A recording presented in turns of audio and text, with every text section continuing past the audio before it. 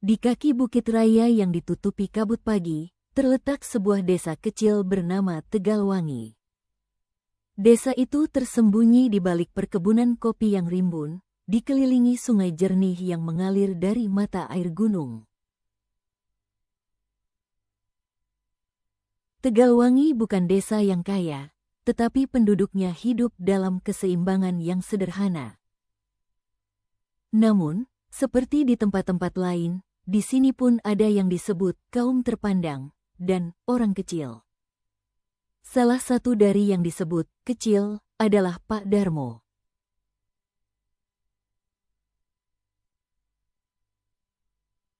Ia seorang tukang kayu tua yang punggungnya sudah bungkuk karena puluhan tahun mengukir kayu jati. Ia tinggal di gubuk reyot di ujung desa, dekat sungai. Tidak punya istri, tidak punya anak.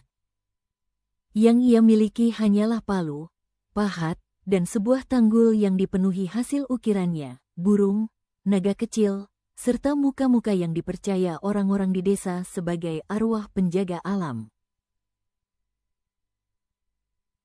Orang-orang di pasar sering mengejek Pak Darmo. Lihat, Darmo lagi memahat arwah lagi. Untuk siapa? Tidak ada yang beli, ejek seorang pedagang ikan.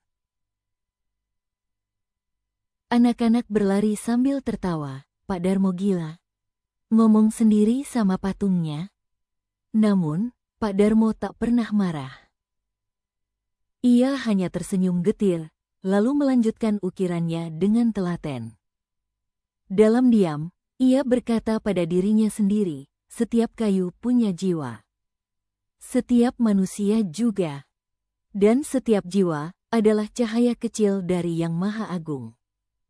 Ketidaktahuan dan keangkuhan warga Tegalwangi tentang Pak Darmo mencapai puncaknya ketika kepala desa, Bapak Prabu, seorang lulusan perguruan tinggi ternama di kota, mengumumkan pembangunan Puri Kahyangan, sebuah pusat budaya untuk mengangkat nama desa di tingkat nasional.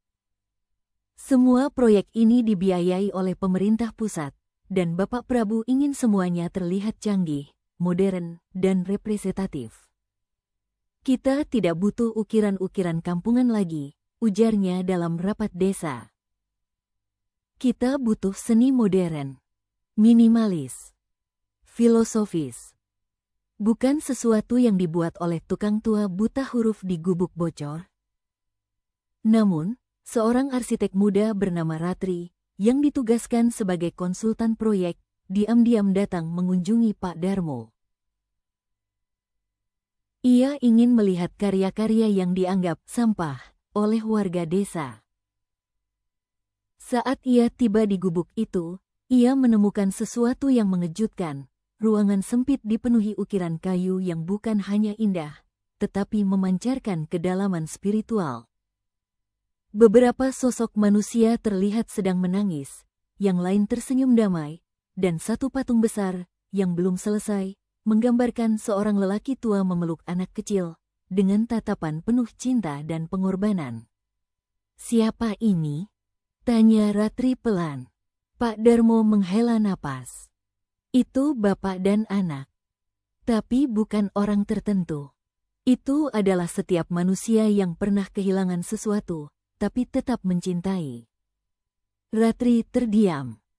Ia melihat bukan sekadar kayu dan pahat, tapi jiwa. Ada sesuatu yang lebih dalam di dalam ukiran itu, martabat, kesedihan, dan kemanusiaan. Keesokan harinya, Ratri mengajukan usulan. Mari kita libatkan Pak Darmo sebagai bagian dari proyek Puri Kahyangan. Biarkan ia membuat satu ruang khusus, ruang pengakuan, yang menampilkan karya-karyanya.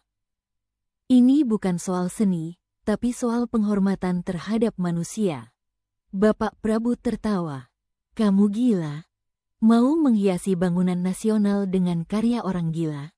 Orang yang tak pernah sekolah? Yang hidupnya di pinggir sungai seperti sampah?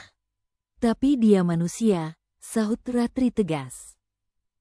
"Dan manusia, Pak, bukan ditimbang dari gelarnya, hartanya, atau pendidikannya.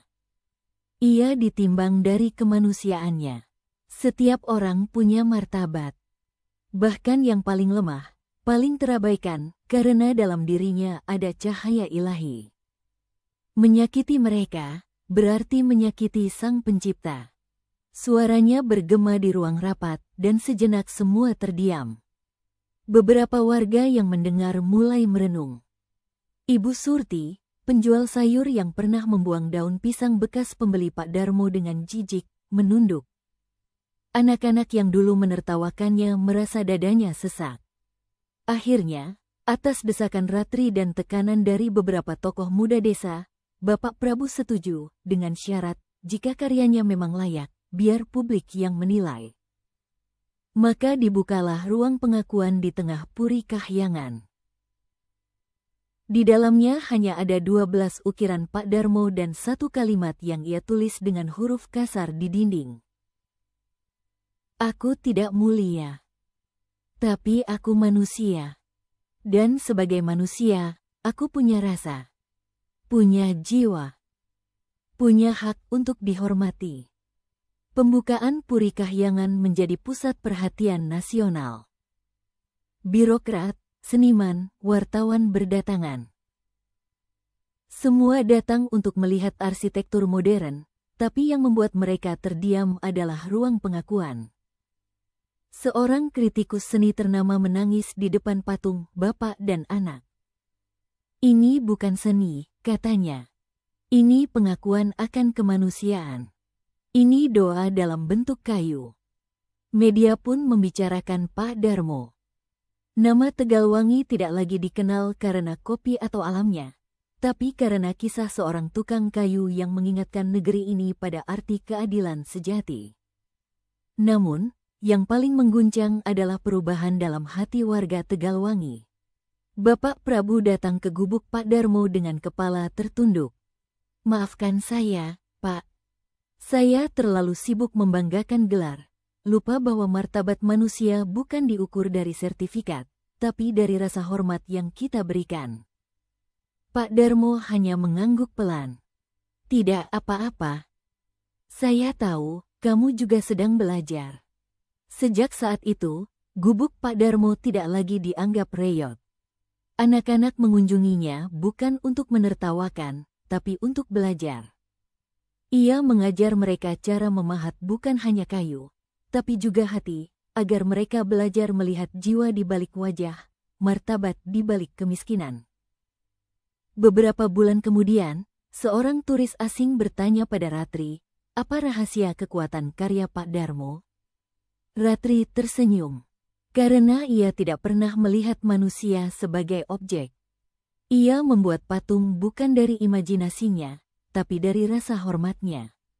Baginya, setiap orang, yang kaya, yang miskin, yang bodoh, yang pandai, adalah cermin dari Tuhan. Dan mengukir manusia berarti mengukir keagungan ilahi. Malam itu, di bawah gemerlap bintang, Pak Darmo duduk di tepi sungai. Ia memandang air yang jernih, yang memantulkan cahaya bulan. Ia berbisik, seolah pada alam. Keadilan bukan soal pembagian roti yang sama rata, tapi soal melihat mata seseorang, lalu berkata, saya melihat Anda. Saya tahu Anda ada. Saya tahu Anda berharga. Angin berhembus lembut, seolah menyetujui.